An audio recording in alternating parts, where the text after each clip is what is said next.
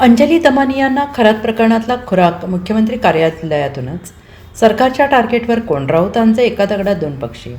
नाशिकचा बंधुबाबा अशोक खरात प्रकरणाची राज्यात जोरदार चर्चा सुरू असून महिलांवर अत्याचार करणाऱ्या खरातकडे राजकारणी, नेते, सेलिब्रिटी हे त्याच्याकडे यायचे अशी माहिती समोर आलेली आहे आणि त्याचं राजकीय कनेक्शनही उघड झालेलं होतं.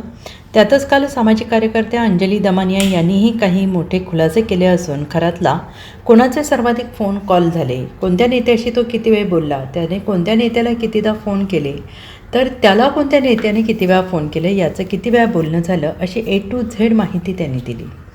त्यामध्ये उपमुख्यमंत्री एकनाथ शिंदे यांचे खरातला 17 कॉल, रुपाली चाकणकरांचे त्यांना 177 कॉल दमानिया यांनी उघड केले आहेत. मात्र यावरूनच आता शिवसेना ठाकरे गटाचे नेते खासदार संजय राऊत यांनी एक सूचक विधान केले आहे. मुख्यमंत्री कार्यालयातूनच त्यांना ही माहिती दिली जाते असा दावा त्यांनी माध्यमांशी बोलताना केला आहे. अंजली दमानिया या सामाजिक कार्यकर्त्या आहेत, रॉच्या प्रमुख नाहीत किंवा महाराष्ट्राचं जे इंटेलिजन्स डिपार्टमेंट आहे त्याच्या प्रमुख आहेत का?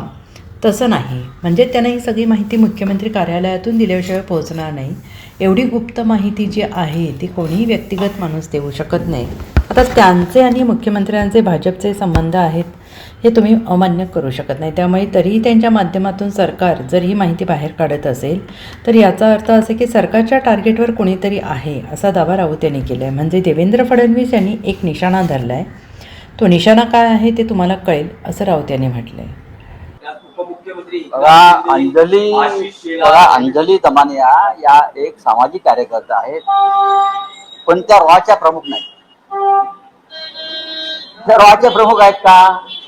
किंवा महाराष्ट्राचं जे काय इंटेलिजन्स डिपार्टमेंट आहे पोलीस खात्याचे त्याच्या प्रमुख आहेत का? नाही.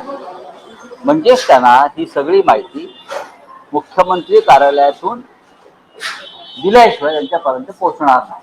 इतकी गुप्त माहिती जी आहे, इतकी गुप्त माहिती कोणी व्यक्तिगत माणूस देऊ शकत नाही. बरोबर आहे. आता त्यांचे आणि मुख्यमंत्र्यांचे किंवा भाजपचे संबंध आहेतच ना, हे का तुम्ही अमान्य करू शकत नाही.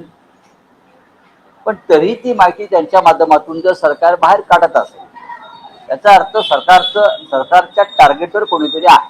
म्हणजे देवेंद्र फडणवीस यांच्या टार्गेटवर त्यांनी एक निशाणा धरलेला आहे. तो निशाणा धरला का वगैरे धरला जो तो आता तुम्हाला कळेल हा निशाणा काय आहे. तो भाजपच्या मंत्र्यांनी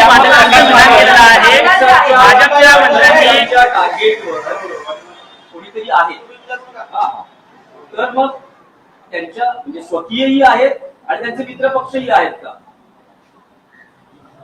जेव्हा बाह्य शक्तींकडून माहिती, धक्कादायक माहिती बाहेर काढली जाते तेव्हा स्वकीय जास्त टार्गेटवरती असते.